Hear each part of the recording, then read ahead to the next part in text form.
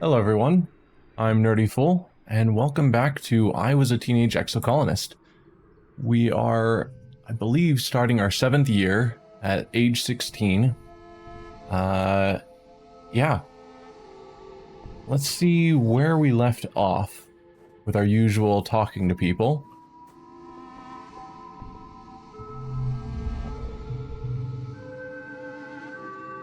Nem is leaning on the fence that goes around the outdoor training yard, watching the soldiers train. Specifically, she's watching Vase. Her elbow. You elbow her in the side and she jolts and laughs awkwardly. What's up, Selene? Where are we at on relationships at this point? Most people are about halfway or a little above. Except for the new 3, who are obviously still very far down. Do I have any gifts?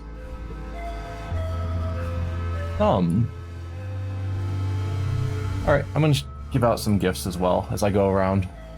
So, Nem, I think, prefers eggs.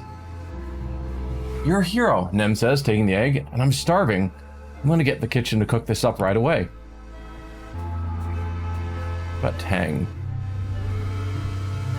I've been thinking of changing my sleeping habits, Tang says. If I only need to sleep 8 out of every, say, 36 to 48 hours. Must they be endured all at once? Imagine the efficiency of taking a 15-minute nap every 4 hours instead. Why, that's practically no time at all. 8 hours out of every 36 to 48 hours. Man, wouldn't that be nice. You like the flowers, yes? Yeah. Suppose this might be of scientific interest, Tang says, analyzing the flower. She pulls a petal off and looks at it. Yes, I'll have to take a look at this under the microscope. Hope you find it useful. She turns to walk away, then remembers herself. Thank you, she adds, almost as an afterthought.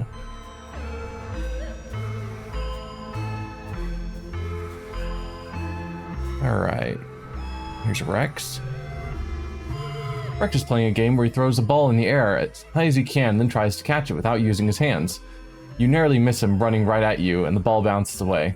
Shucks, Rex exclaims, twiddling his big furry ear. I was on a roll. Do you need something? Hugs incoming. Rex folds you into his arms, bending his whole body into you. He smells warm and a little spicy, like clean sweat and sunshine. It's a good hug, the kind that makes you instantly just a little more relaxed. Oh, and he wants to talk now. You find Rex in an empty space outside the lounge, setting up a construction holoprojector and running through different projections of future buildings, taking notes on each. He looks up from his holopalm as you approach and bursts into a huge smile. Well, hey, Selene! +1 to Rex's construction project. What's going on?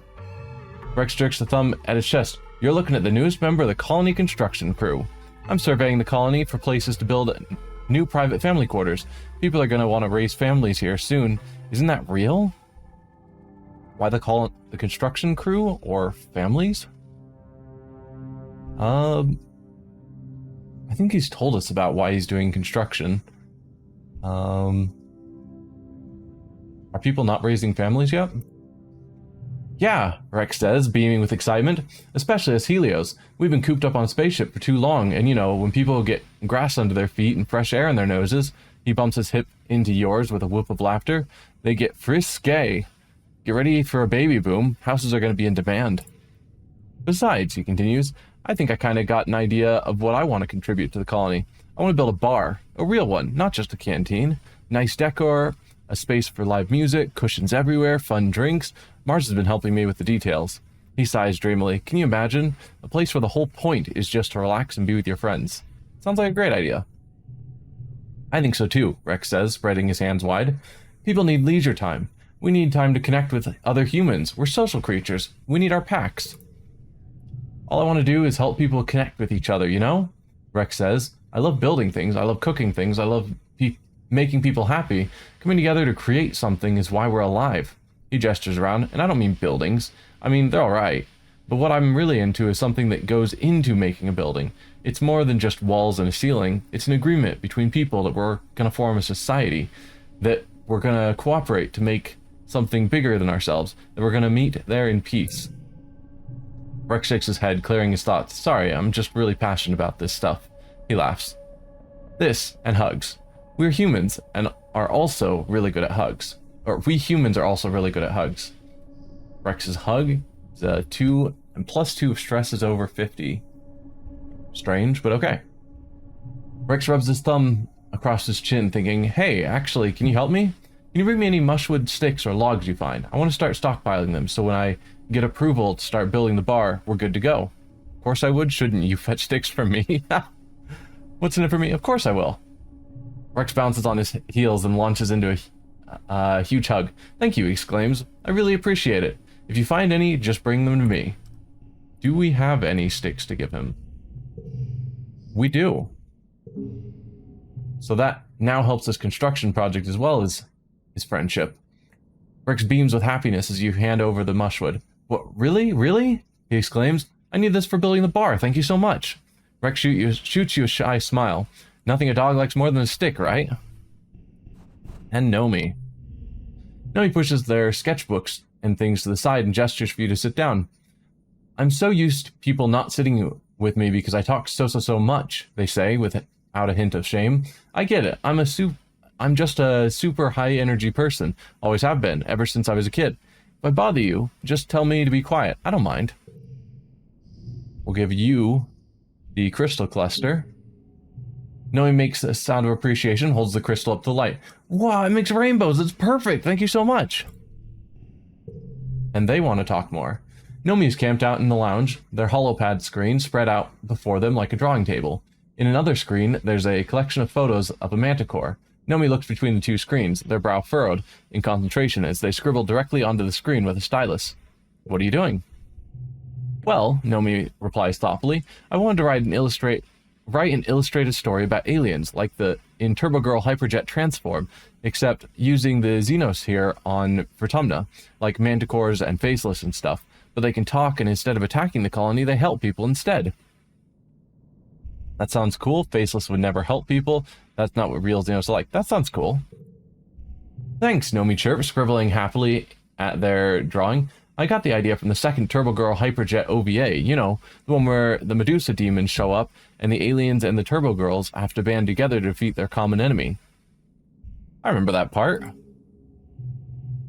Nomi looks up at you at the start. Oh, they exclaim, that reminds me. So, I'm trying to brush up on my xenoanatomy, and I'm totally fine with writing, but they blow out a big breath, ruffling their bangs. I kind of haven't been here long enough to make sure it feels right, you know, to make it go pop. And I want to make sure I'm being, you know, sensitive about stuff I don't know a lot about. So I was wondering could you help me with some of the world building? We actually, because of our item that gives us +15 to everything, we actually have crossed the creativity 30, or I guess exactly matched it. I was like, we haven't been putting any points into creativity, so how are we able to do this? Convenient. I'd love to. You spend an enjoyable afternoon helping Nomi with their story. When you're done, they give you a big hug and thank you profusely for your help. You feel really proud of what you've accomplished. Alright, who else is around? Is Mars up here? Yep. Mars is wearing Nomi's VR headset and smiling. When you tap her on the shoulder, she jumps and rips it off, scowling. Oh, it's you, she says, fluffing her hair. I thought it was another adult coming to tell me to do something useful. She holds up the VR headset. Oh, this? Nomi realized that you can load the old museum guided tours onto this thing, and so you can actually feel like you're walking around in the Louvre and Guggenheim. Totes cool, right? Finally, some culture. Found something you might like. I think you also like the flowers. She holds the flower up and looks at it. A flower. A cheap gift, but I suppose it will look good in my hair. Thank you. Alright, who else is around? Cal is over here. I don't get it, Cal says, leaning on the fence and looking off towards where you can both see the soldiers milling around the garrison. Killing that alien when I was a kid was the most horrible thing I've ever done. And those guys treat it like it's no big deal. They want to do it. He clenches his fists. They're murderers, but no one cares. Found something you might like. Bobber fruit. Food! Cal grabs the fruit out of your hands, then remembers his manners. He gives you a big hug. Thanks, Elaine. I'm starving. How did you know?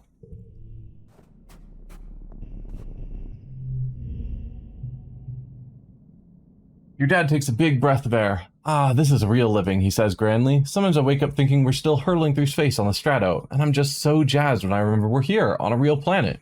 He slaps you on the back. Never take this for granted, kiddo. We've definitely heard that one before. Are you eating enough? Your mom says, looking at you critically. Drinking enough water? It's hotter here than you're used to. You have to take care of your body if you want it to take care of you. Alright. I think we need to talk to Dis still, who's probably out here.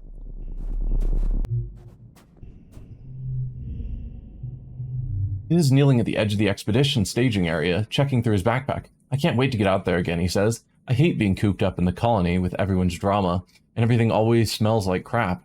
He takes a deep breath for effect. Yeah, I'm not gonna miss that when I'm gone. When you're gone? What do you like? You like the roots and the devices, of which I have neither. Darn. So that is talking to everyone and exploring the colony.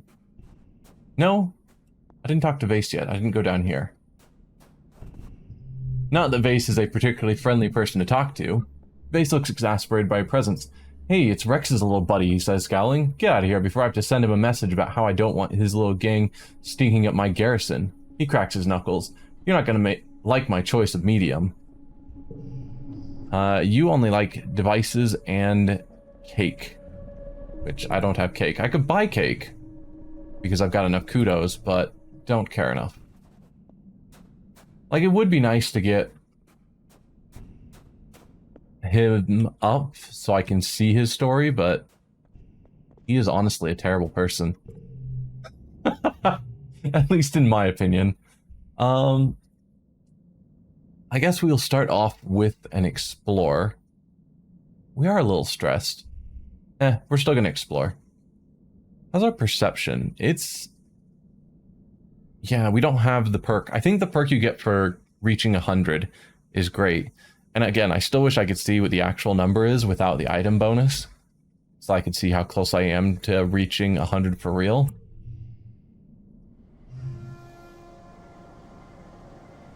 I mean, I could go into my gear, take it off, then check 87, then put it back on. Did that say that I've got the extra slot open? No, okay. For a moment there I thought it did, and I was shocked. Hey, Dis. You're about to set off on your gliders when Dis stops you. Actually, he says, looking around furtively, I want to show you a place I found when I was scouting.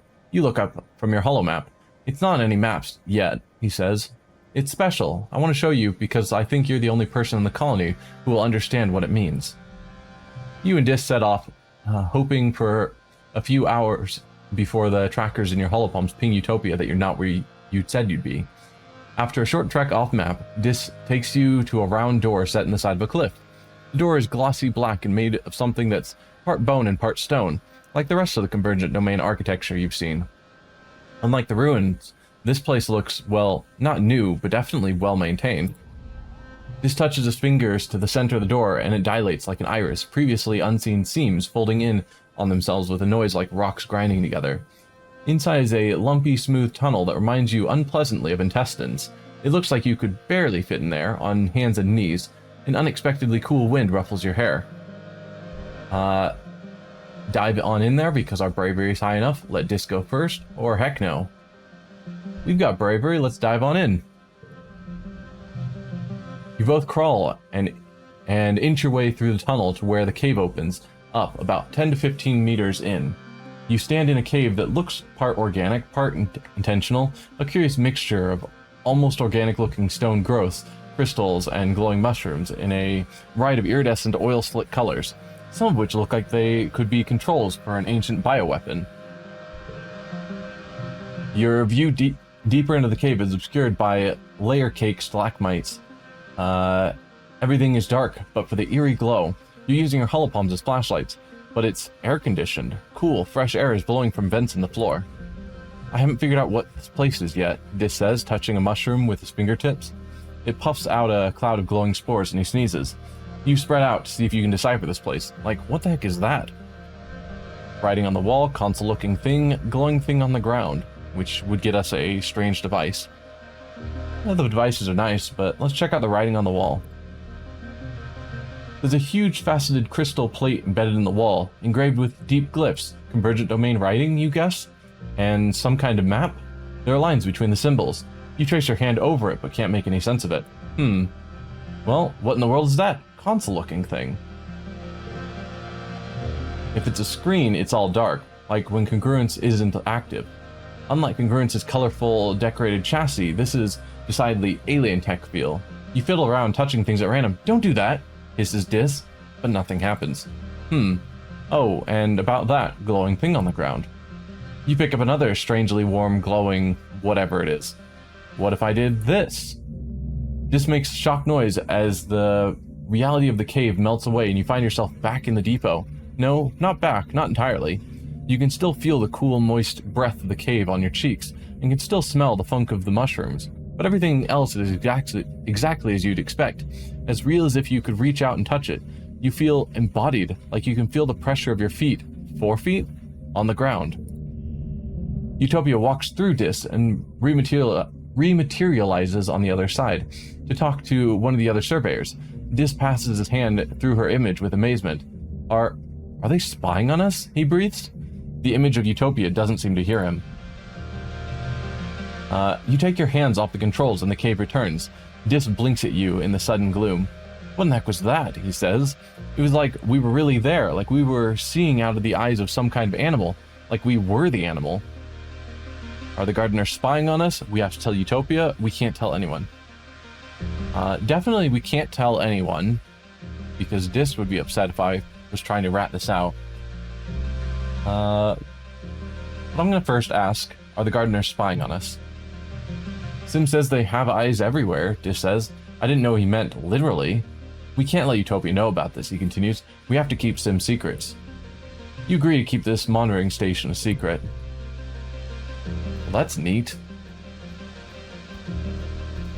So if they can spy through all the aliens, then perhaps I shouldn't have a pet alien permanently following me around.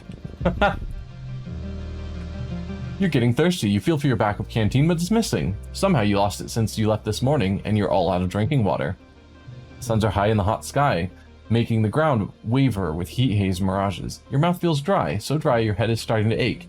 You're pretty far from the outpost. You could make it back, but that'd be it for this expedition. You'd have to go home. I think we saw this one last time, so we'll search for water again. Some good high numbers. That's nice. Let's see. Bonus to straights. And bonus to reds. Alright, well, we'll use our 3... Oh, come on.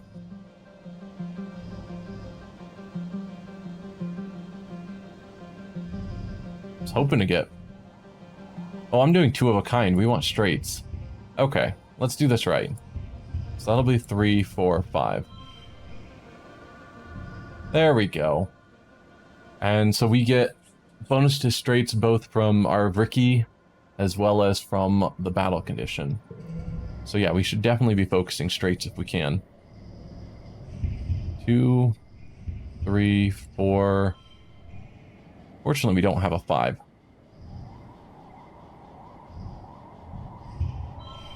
+1 skill on challenge wins is always good. I want to make sure that gets used. Alright. 3, 4, 5, 6. And toss in an 8. Yeah. Not quite the best score, but pretty decent. We gain +4 perception, which is awesome. There's no natural water around, but in your search you turn up your lost canteen. Wow, that was lucky. Gaining additional +2 perception. Nice, we got a device. Alright, we've got 2 paths. That's just a normal event, and this is a normal event. I guess we'll check out this side first. The flies here are awful. They come out in the heat of the day and buzz around you incessantly. They don't bite, but they seem to want something from you. Maybe the water or sweat or salt from your sweat? You hope they aren't laying eggs. This calls the most annoying ones rod flies because they're like long, flexible sticks with a bunch of wings. They swarm in clouds around your face no matter how hard you try to shoo them away. He says they remind him of Mars. Ouch. But there are other ones too, like the one that's just a big eyeball with a couple pairs of little wings. They make a loud buzzing sound and are always just out of reach when you try to swat them away. Today, your personal nemesis is one of these flies. There are a whole bunch of them earlier, but only one has persisted. It's been following you, staring at you all morning. You and Dis have been batting at it for an hour, but it's a fast dodger. Dis has finally given it up and just plods forward. It even lands on his head, but he doesn't care. Yeah, perception challenge could hopefully get us even more perception. So that 100 would be good.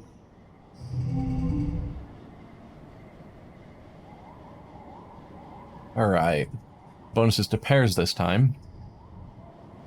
Straights, I think, are still technically better. But pairs would be nice if I can't get a straight.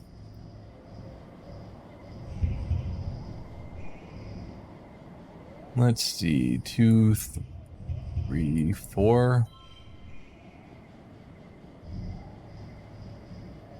Or I could go 4, 5, 6.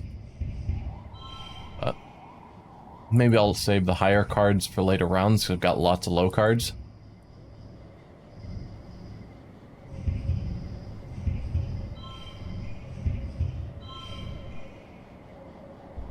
Sure.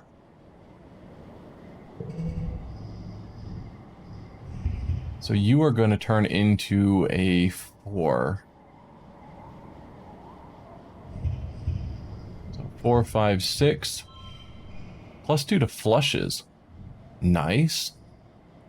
Oh. Yeah, no, that's going to turn into a 4, so I need a 3, and I don't have a 3. Well, that's awkward. Yeah. Oh well. Next round. That one's a wild value, so that'll make straights and pairs easier.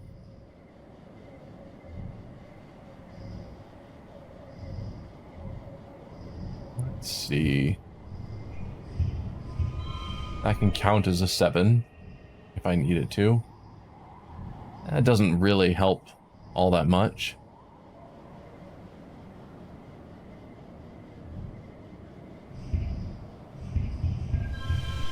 Oh. Yeah, definitely not that.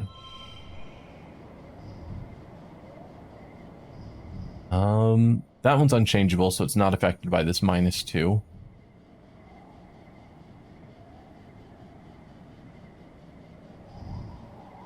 What would happen if I did make all of them blue? Some of them would lose their +1s, but then I'd get huge bonus for them all being the same. It's definitely not as good. Okay. Oh, because that one is still causing problems.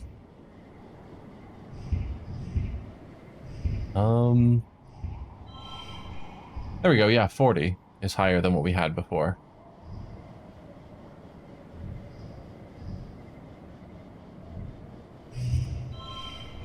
Okay, that's still 40. Alright. I could have gotten up to 42. Oh well. +3 more perception.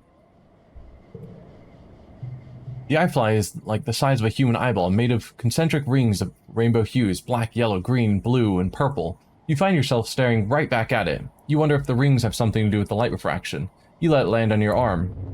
And then you strike. Ha! Got it. Squashed. 10 minutes later, there's a new fly following you. Just give up, Dis mumbles. It's probably one of the gardener's spy creatures, remember, from the monitoring station? Oh yeah.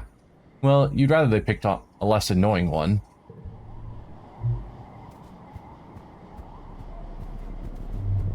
Nice, another device. You come across a particularly flat area, a large field of obsidian. Well, obsidian is the only word you have for it, but you've never seen obsidian this bright. It's like a rainbow trapped underneath this glossy black surface, like the entire ground here is polished black opal. The field glints under the sun at certain angles, momentarily blinding you. It looks slippery and shiny. Carefully walk around the edges or skate through it for bravery. I think we tried this last time, and I don't remember what the results were. And I wish I did. Whatever. Skate on through it. I really should pay more attention because these events do pop up regularly. So this is going to become a 3 regardless. That's awkward.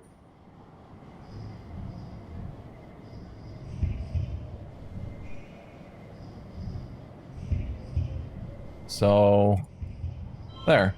2, 3, 4. Next round. 2, 3, 4.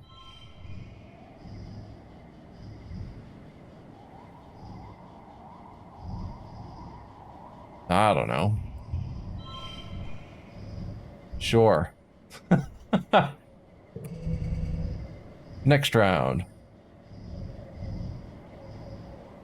Let's see. Card to the right becomes a 5. Wondering if there's some way to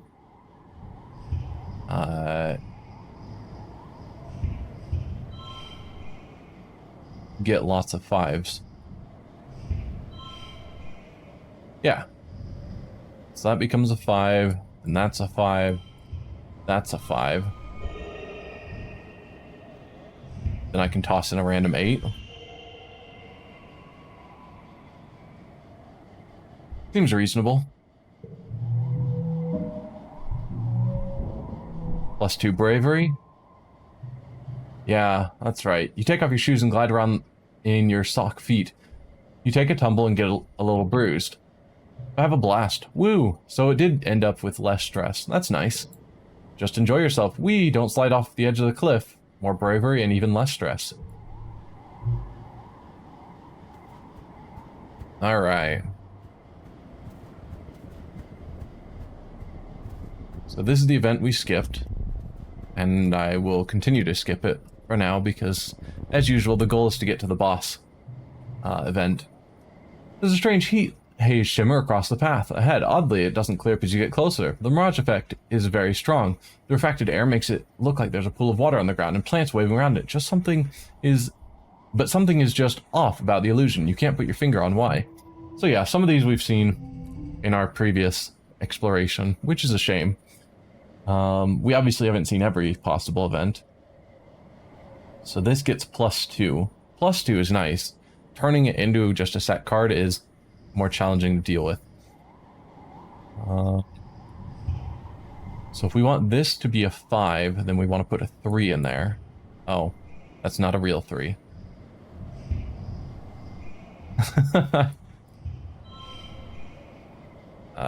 That's...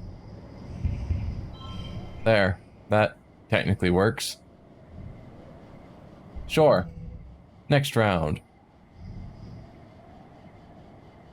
Okay.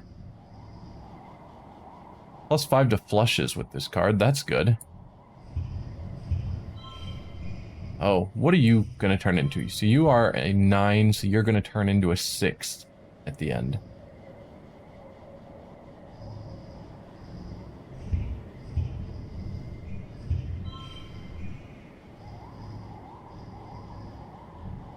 Okay, so that's already getting the +5 bonus for flushes. I don't think having larger flushes increases that exponentially, no. So just a single paired color is all that really needs to get its effect.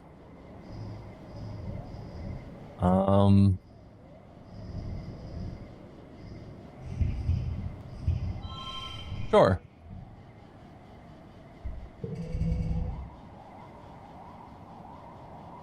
I'm glad we're reaching a point where we can more regularly meet our goals. There was a short period of time where we just didn't have the cards to pull it off. Let's go 6, 6, 6.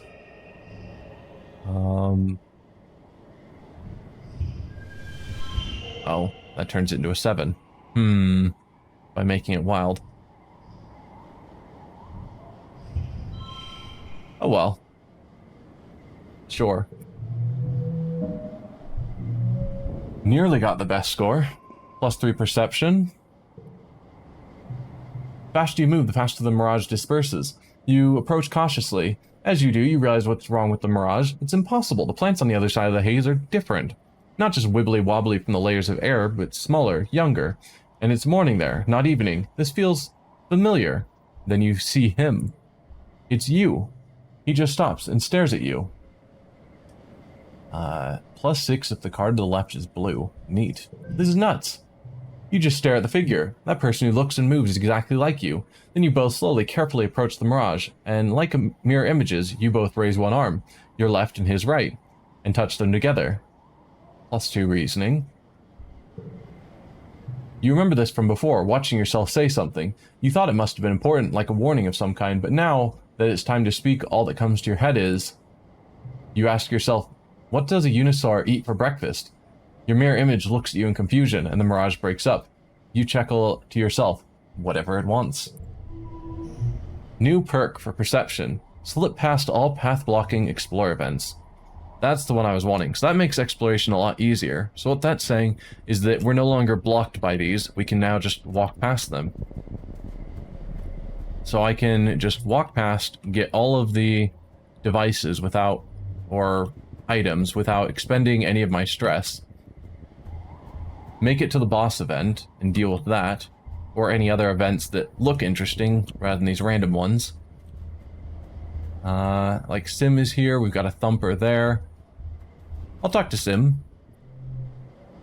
You're walking up a trail when you're caught by surprise. It's Sim, and he's running? You knock to the side as he pushes past you, running in the opposite direction with barely a glance. You shout and chase after him, but after a few seconds it becomes clear you don't have a hope of finding Sim when he doesn't want to be found. You turn and continue along the path, and around the next bend you spot a familiar face. Utopia. She's collecting rock samples with a pickaxe, like an old-timey prospector. Who the heck was that? She demands. Who, I didn't see anyone? That's just my friend, or, oh, just an alien named Sim. Who, I didn't see anyone. Utopia squints at you.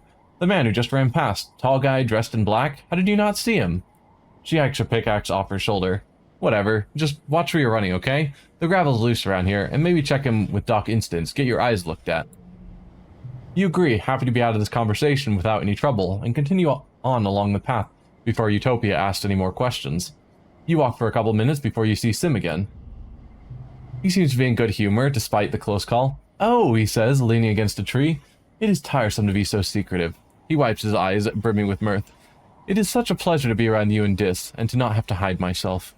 He sobers quickly. I do appreciate your discretion, he says. It is not the right time for the gardeners to be formally introduced. To do so too early would cause a great deal of chaos. Yes, even the female surveyor, he continues. I do like her, but I have learned from my limited experience with your kind that adults of your species do not react well to surprises. Good to see. It's good that you're here, though, Sim continues, as I do need something from you. Data. What? Sim holds up his hands. Please do not be alarmed, he says placatingly. I do not mean sensitive information, such as personnel and defenses. I mean only the contents of your digital cultural archive. Like holovids? Sim smiles. Yes, exactly. Your holographic recordings of movies, music, books, cultural artifacts only, I promise. Why? Well, Sim says, isn't it obvious? I wish to know more about your kind. I wish to learn how to... He struggles for the right phrasing. I wish to learn how to act in such a way that is not so discomforting to humans. I'll do it. Sim's gentle smile grows warmer. Truly? He asks, clasping his hands. Oh, I thought it would take a great deal more convincing. You are surprising. It's such a pleasure. You tell Sim that you can likely find a mem drive in engineering and fill it with the data he wants. But you have a few questions of your own, but you request payment of another kind, and bid him farewell. We have questions. That's fair, Sim says. It must be frustrating to feel as though the truth is being withheld from you. Ignorance is not a yoke your kind bears easily. Please trust me when I say that my inability to answer your questions is born of circumstances beyond my control, and not a lack of desire on my part. He continues, I have full faith that you will know everything soon enough. Alright, I probably do want to check out the Thumper. Those events, I think, are fairly unique, or at least it's different than the just standard question mark ones. But yes, that perception perk, I think, is the best perk in the game, if you're the type that likes to explore a lot. Because I keep trying to give gifts, but I keep running out of gifts. And I'm hindered by how far I can go, etc. anytime I explore. So, yeah, we've still got plenty of stress, so I'm not worried that I won't be able to do whatever the boss event is. Actually, I kind of am. I think there is a boss event that does need you to have a reasonable amount of stress available. Now that I'm thinking about it. So I'm going to just get to the end, check out the boss event, see if it's... or at least make sure that I can do it. And then afterwards, most boss events don't immediately force you to head back home.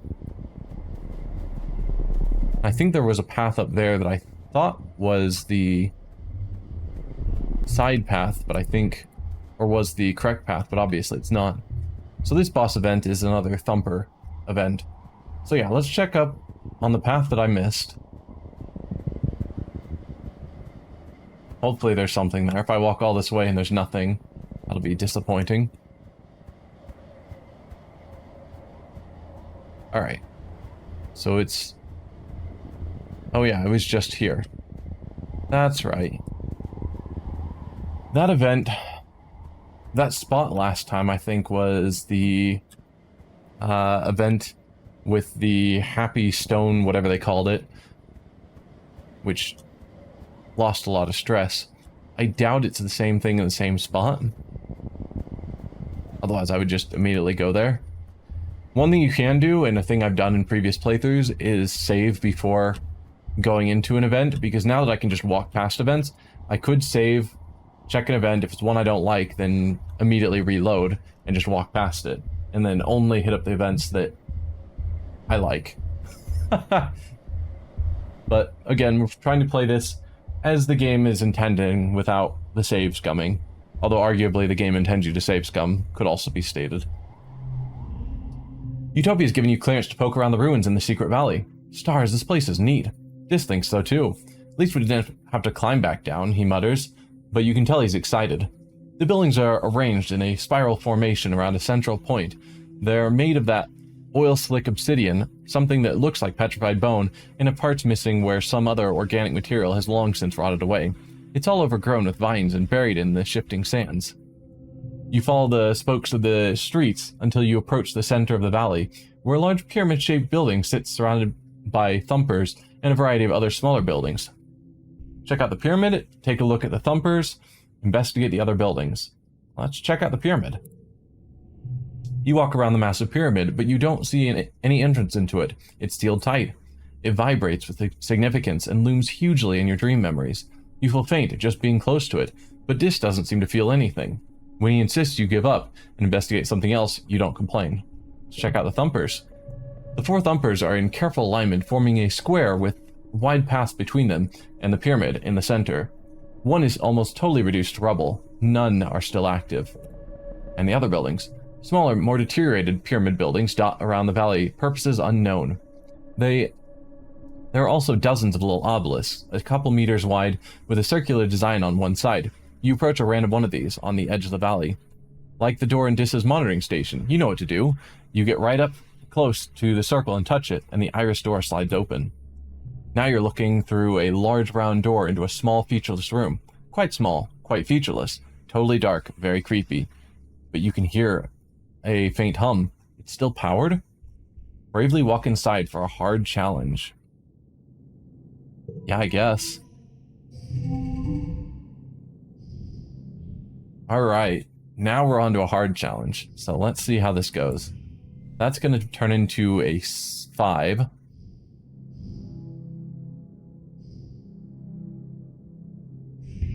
Or 3? I guess. It's a good start.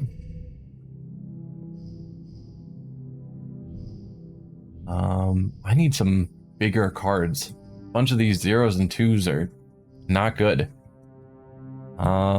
Let's see. +2 for each other gem card.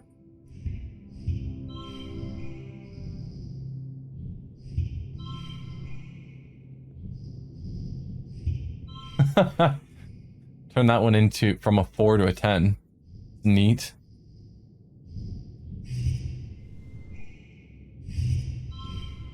Yeah, I guess we're not gonna get any straights or anything if I do that. Sure. We'll get the flush bonus. 39 is doable, probably. 4, 3. Plus 6 if the card on the left is blue. I can definitely make that happen.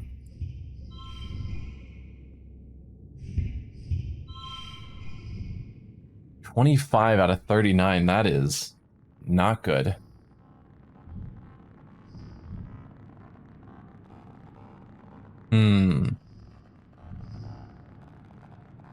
Oh, first collectible use is free. Cool, cool, cool. What if we redraw the hand, because my hand is kind of garbage? Like, a lot of low numbers. Use crystal cluster? Yeah. There we go, there's some high numbers. 654.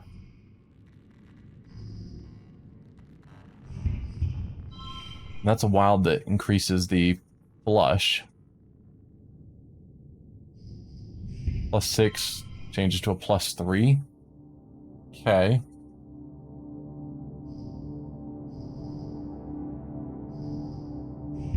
So if I do something like that, that gets us up to 30. That's still a 30.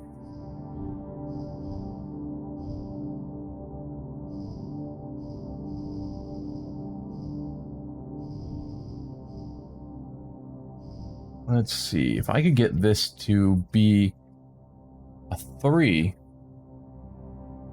that would probably be enough. 3 of either, probably of red, because I think I'm gonna have to use these.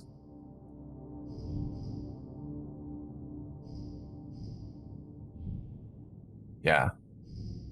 Let's see, I've got 8 flowers, so if I use 2 flowers, that'll turn it into a 2 yellow.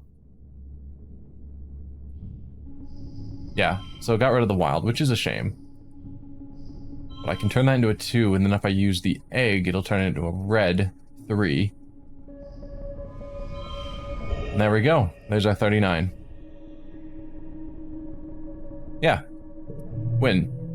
So yeah, best score because it wasn't possible. Got the kudo for getting the best score, and an extra bravery. You walk in, disc close behind, and suddenly the iris closes, the floor lurches, and you're moving down an elevator.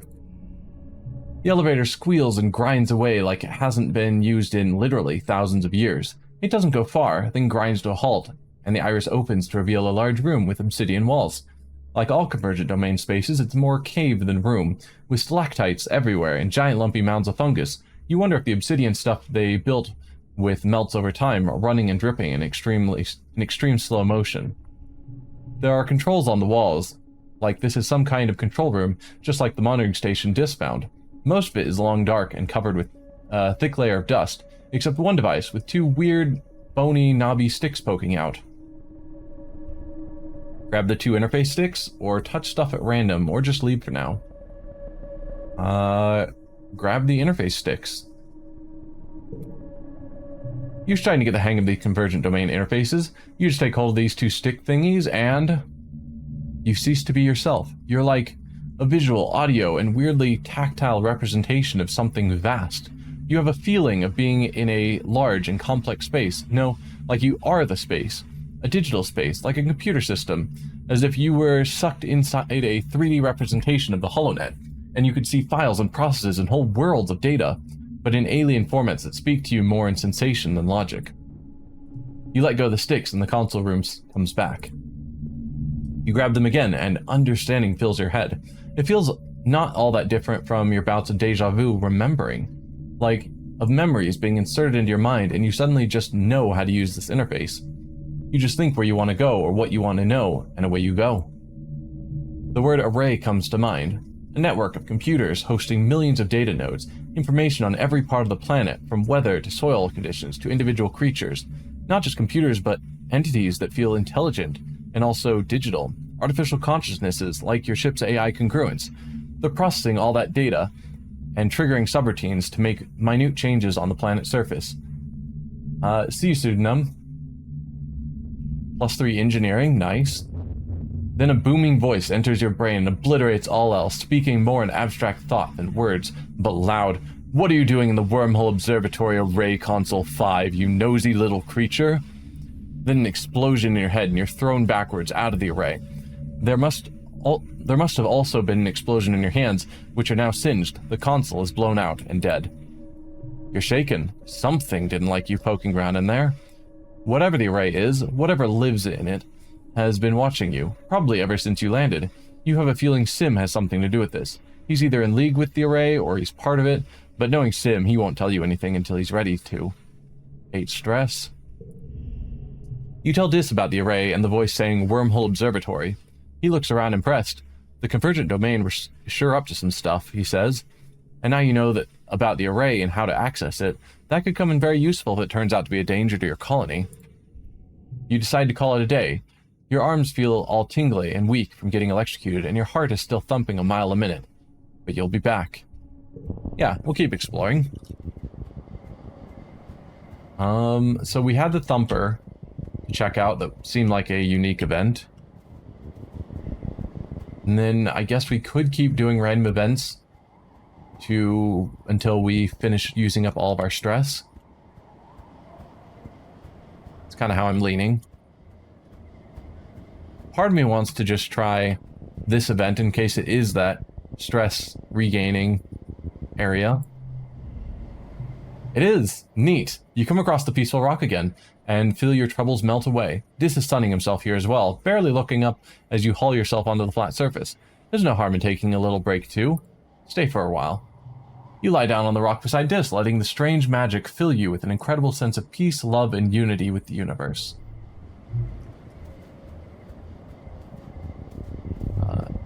So we're now up to 73 left of stress, or 73 stress used.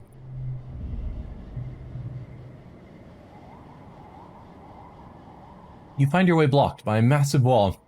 No, a hollow pillar, knocked over and lying on its side in the sand. It's absolutely massive and stretches to your left and right, at least a kilometer in each direction. Though at some points it's crumbled enough that you could likely scale over it. Let's check it out. Engineering challenge. Our engineering is also almost maxed, which is cool. Goal of 72. It's not bad. +2 to blue cards, +2 bonus to pairs. Or +1 to blue. Well, we can toss in a bunch of 4s.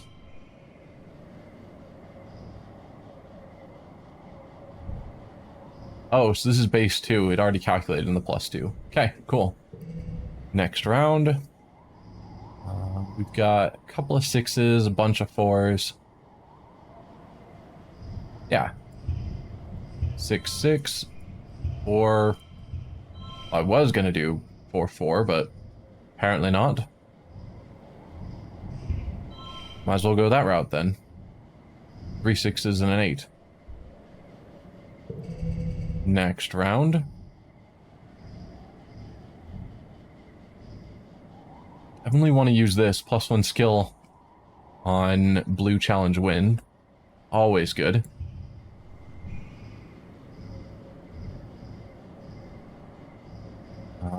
We can turn a card into a 5. We can do that with this 1. Turn it into a 5. 5, 5, 5.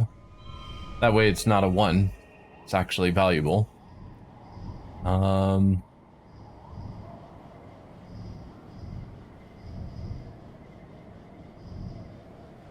Do like 3, 3. Yeah. Although tossing in a random 9 is probably better. Oh. What was it? 31 versus 34, yeah. And if we push all this over... then the blues are together. 36?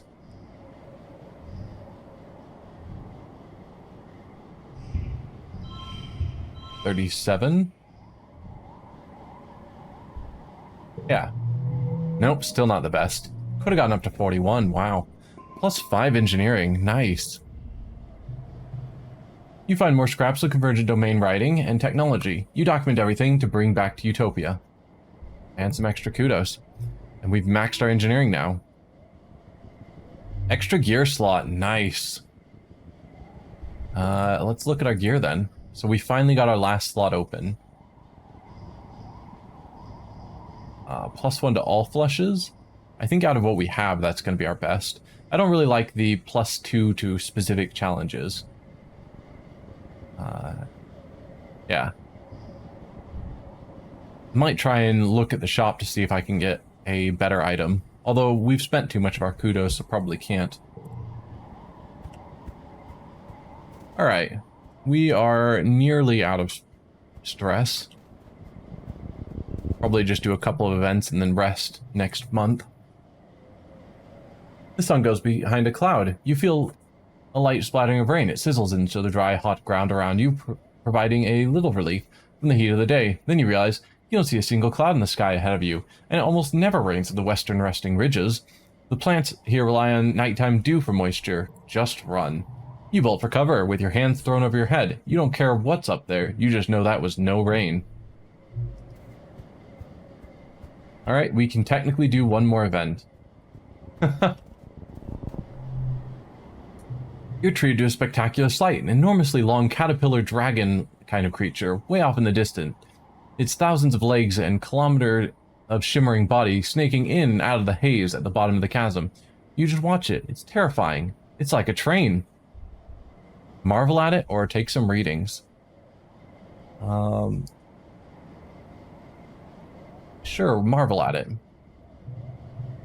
+2 animals. Nice. You're grateful it's a long way away. You can't imagine what would happen if one decided to head through the colony. What a magnificent beast. You're too worn out and tired to continue. You have to go home now. I thought that would give us back some of our stress, but I wasn't sure how much. And sadly was not enough to allow us to stay out longer. The sun's rise again after glow, heralding a new year. It's your 16th birthday. You wake in your new quarters, blinking into the watery sunlight. Dust motes float through the air, and you take a moment to enjoy the perfection of your bed, while you listen to the sounds of the colony waking up outside. So much has happened in 1 year. Just a few short months ago, you thought your life was over. Now it's better than ever. There's plenty of food, and the colony is safe. You even have your own bedroom. You're considering snoozing until your parents wake up, when your reverie is interrupted by a blinking holo message. It's a text from Tang. Joyous observance of the anniversary of your birthday, reads. Another one comes in. That means happy birthday, of course. And then, in case you didn't know, wow, a whole 3 messages in a row from Tangent. That's pretty gushy for her. Your parents wake up shortly after that, and you order up your traditional birthday breakfast feast. Your dad gives you a big squeezy hug and tells you he's proud of you. Moving on to mid-quiet. Alright, let's do the rounds as usual. Hey, Dis. Look at them, Dis says, gesturing to a squad of soldiers as they jog around the perimeter of the colony. They don't even know they're already dead. He laughs without smiling. Stupid. Why even bother fighting? Alright. I think we still... Nope, you like devices, yes? Yes. Have a device. Dis's eyes light up when he sees your gift. Whoa, he says, taking them from you with uncharacteristic delight. Is this... Where did you find this? It looks to be some kind of alien artifact. It's gotta be. Oh, we somehow lost stress. Probably our birthday did something and I didn't notice. You leave the front gates and see Dis talking to one of the senior surveyors. He listens intently to their instructions, and the surveyor hands him a satchel of instruments and claps him on the shoulder before walking away. Dis turns to you. Hey, Selene, he says. He hikes the satchel on his shoulder and gives you a shy smile. It's still kind of weird to be allowed to be outside the walls. Remember when we used to sneak out? What's the weirdest thing you've seen? Do you like exploring? Leave him alone to do his work. Ooh, that would get us a new card.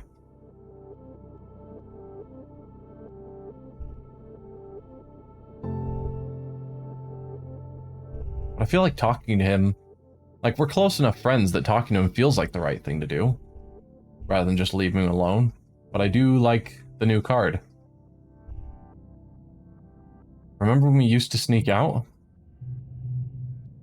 Oh, maybe we get to go through all of them. That's nice. Dis eyes crinkle at the corners. It was so easy to avoid Chief Surveyor Tonin, he says wistfully. What's the weirdest thing you've seen? Dis looks up at the sky with a thoughtful look. There's this big rock in the western ridges that's almost totally flat on top. When I get near it, it makes me feel happy. He smiles. It's so strange, and it's really hard to leave. The first time I went there, I laid on top of it for so long that I almost missed the transport back. I know it's my job, but I haven't told anyone about it yet, he says. I don't know how to explain it, but it's almost like it wants to be kept a secret.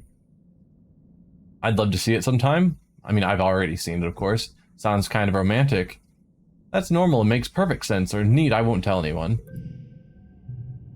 This looks pretty busy, so you say goodbye and let him get back to his work. You'll have to let him keep some of his secrets, for now. Nice, we still got the card.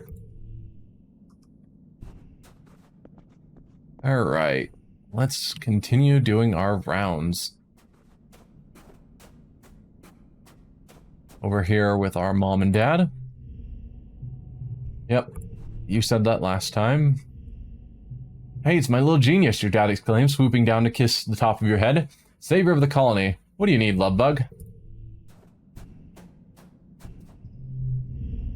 You spot Cal among the herd of float cow, gently pushing them around so he can milk the ones that seem to float lower than the others. Hey, Selene, he says, reaching under one cow and squeezing a stream of blue milk into his bucket. You ever had moo juice straight from the tap? It's something else, let me tell you. That is strange. And Mars. Don't touch me, Mars orders, raising her hands in the air. I just did my nails, and if you mess them up, I'm going to scream until the adults come and throw you in space jail for crimes against sophistication. Okay.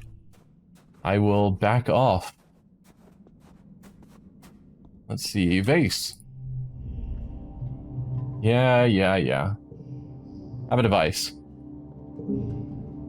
Vase turns the strange device over and over in his hands. Know thy enemy, he says in a low growl. Alright, anemone. Nem takes a big pull from her canteen, sighs, and then rubs the back of her hand over her mouth. Ooh, Selene, this training business is hard.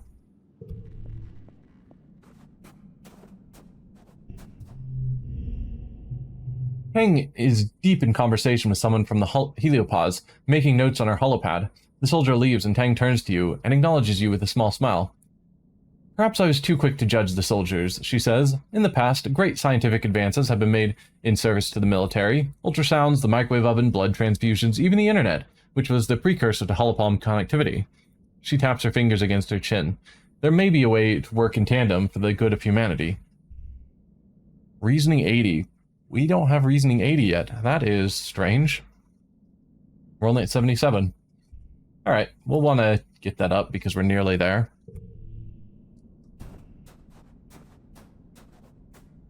And there's still an event in engineering that I'm hoping to trigger. You're standing around gossiping with Rex when he suddenly goes quiet. You turn to see a group of teenage soldiers from the Helio staring back at you from across the courtyard, scowling in derision. Don't pay attention to them, Rex mutters, turning back to you. If they know that they can get under your skin, they'll never leave you alone. Trust me, it's better to just smile. And Nomi? Nomi is sitting off to the side, all by themselves. Despite that, there are a few other small groups of teenagers from the Helio here. When you sit next to them, they look up from their holopalm with a startled expression. Oh, hi, Selene, they exclaim, giving you a bright smile. Hi, oh, hi, let me clear space for you. Done. Okay. So, we could just rest now, but I figure we can still do a activity. So, let's study engineering seems... Well, it's a lot of reasoning. We'll get engineering, which we don't need. But we do need the reasoning. Life sciences is biology and reasoning, which we don't need biology either. Humanities is creativity and persuasion, which we technically both need both. Because I put basically 0 effort into either. Or tutor children.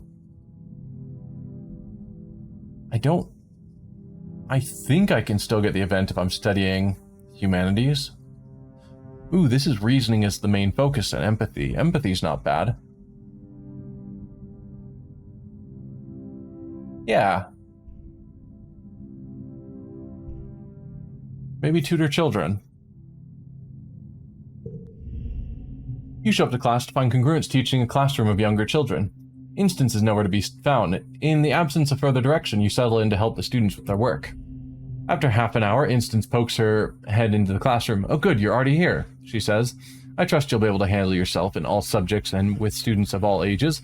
Ask Congruence if you need any help. She turns to leave, but stops and turns back to you. Thank you, Selene, she says quietly. Since Professor Hal died, well, Congruence and myself are poor replacements for him. I'm grateful for your help. You settle in to help the younger students learn how to use their holopalms to access the HoloNet, Congruence's massive database. Congruence has everything they could ever need: music, movie, games, novels, comics, a calculator, a timer, an encyclopedia, textbooks, the colony's social media, specialized tools for different jobs like architectural holograms. It's a massively powerful tool, and it's in their literal hands. They're mostly interested in the games. Some understand it less than others. Why do we gotta read about stuff? Nugget whines, poking dejectedly at her holoscreen. The skin around her newly implanted holopalm looks a little red, like she keeps picking at it. I just want to go play. We're lucky to have access to this tech. Here, let me show you something with engineering. Or, that looks infected with biology.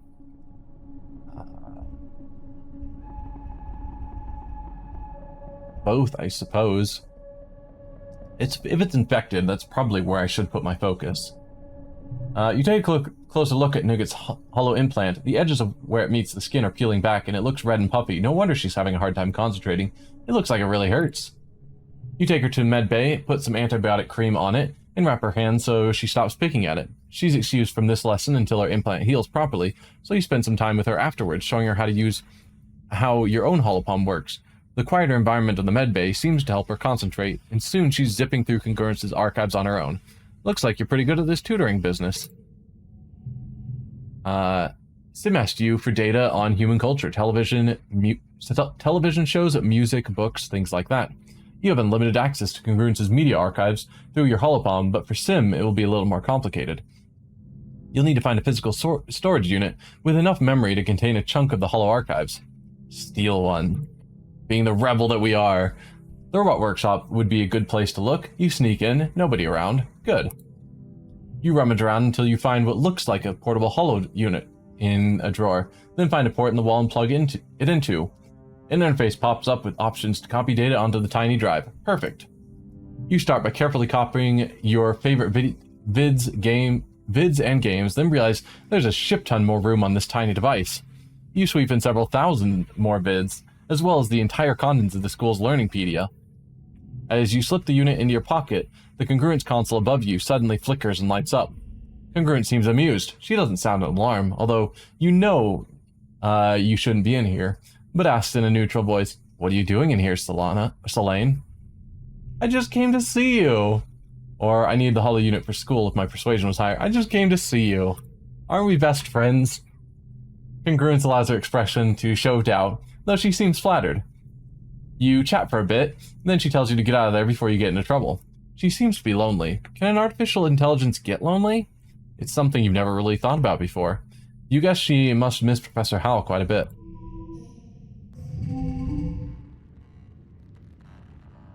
Alright. 6, 4, 4. Ooh. +6 if the card on the left is blue. What if we do something like that? Neat. Oh. And by that, I mean that.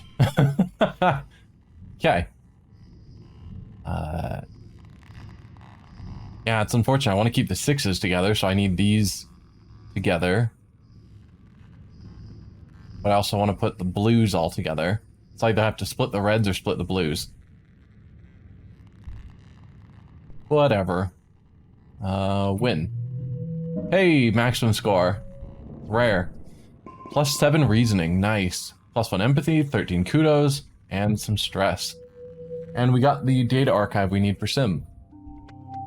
Late quiet.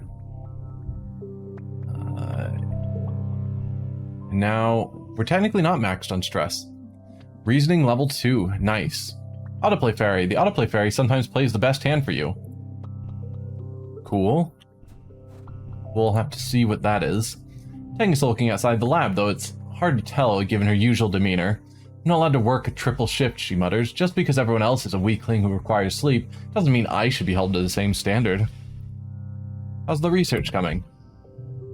Tangent shrugs. Well enough, she concedes, but I confess, I've actually hit something of a block. I'm sure the answer is right in front of me, but I can't grasp it.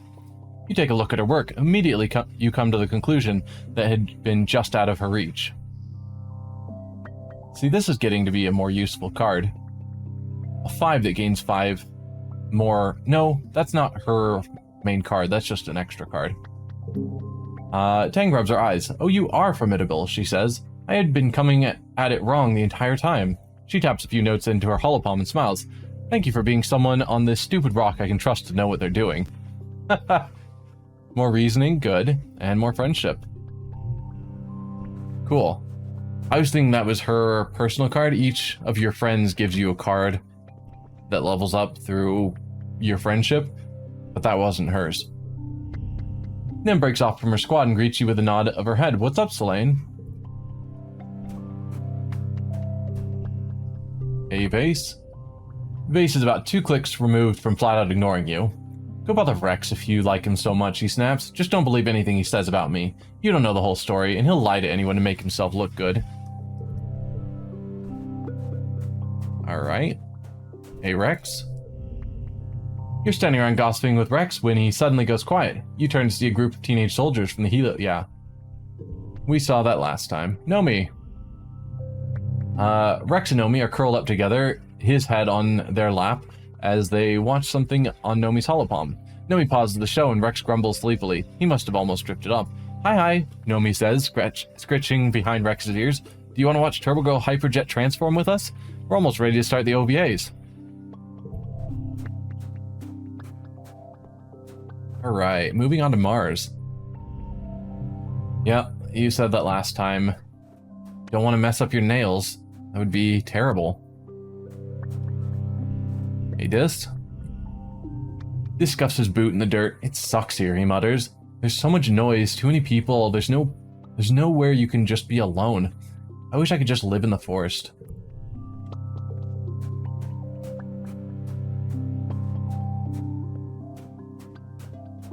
Alright. So what do you think of Cal? Your mom says thoughtfully. The boy in question is working just out of earshot, shoveling rocks from a wheelbarrow. He's strong, he's a hard worker, and he's thoughtful, she continues. Those are good qualities in a partner, Selene. Maybe you're not thinking about that kind of stuff yet, but it's something to keep in mind. Your dad starts awkwardly. So here's a weird question. Someone told you about the birds and the bees, right? At your blank look, he goes pink across the bridge of his nose. You know, he makes a complicated gesture with his fingers. Pollination? How little tomato heads are made? Appalled, you quickly nod. He lets out a sigh of relief. Oh good, he says. I wasn't looking forward to that one. I wonder if these are hints because I haven't been, like, specifically targeting someone to romance. Cal is at the door of the barn, pulling on a pair of stretchy gloves. Palomina's calving, he says, by way of explanation. I gotta get in there and make sure everything's going okay. Do you need me? Because I've played a couple of times, and I don't think I ever ran into that where they're asking about romance partners, etc. But I think I always, earlier on, was trying to romance specific individuals, and I haven't bothered yet. Alright, so technically we can still do one more event before we need to relax. So, yeah, let's head back in here. Tutoring the children again, I think, as our best reasoning boost. And empathy is not bad to build up. I know engineering can lead to the event I want. I don't know if the others do, or if it's just based on being in this building. Which is a shame. Oh well, Tutor children. Nougat is 9, and you don't think she stood still since she was born. She's having trouble in the classroom setting, but that's why you're here. Some kids just need more help than others to stay focused. She's working on using her fingers to spell out words to match images on her holopalm. Her chubby little kid hands are unsteady, and her letters are pretty misshapen. That's pretty normal for most of the kids you tutor, but Nougat just doesn't seem to be getting any better no matter how many times you drill letters.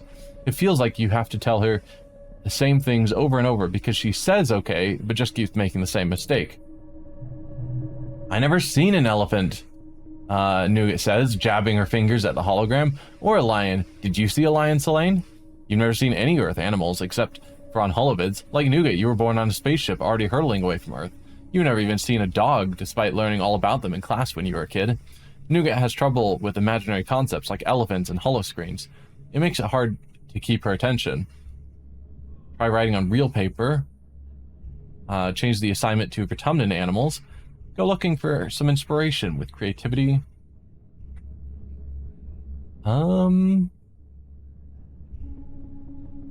Empathy? I kind of want to try one of these that's not our main focus.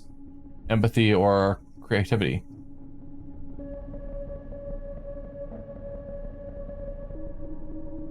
Maybe creativity. Go looking for some inspiration. I don't like writing, Nougat mutters, looking down at her hands. It's boring. That gives you an idea. Hey, Squirt, Cal greets Nougat as you enter the garden. I heard you're looking to go on a safari. Well, I'm your guide today. Let's go. He puts his hands on Nougat's shoulders and guides her into the tall plants of the garden, giving you a wink as he does. Don't forget to take notes in your field journal, he says, loudly and obviously, but Nougat practically leaps at the chance to pretend to be a real, actual explorer. While Nougat happily takes notes on all the wild animals in the garden, you log into the classroom evaluation rubric and make a note that Nougat should be allowed to find real-world applications for her knowledge whenever possible. This should keep her active and interested. Chief Engineer Instance reviews the change and approves it, and sends you a few kudos to thank you for taking the time to think outside the box for Nougat. Extra 5 kudos, and let's get to work.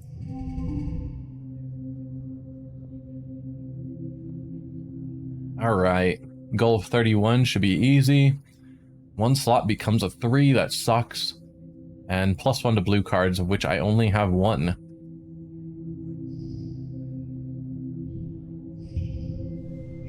Alright. So I could put that there, turning it into a 3, value being wild.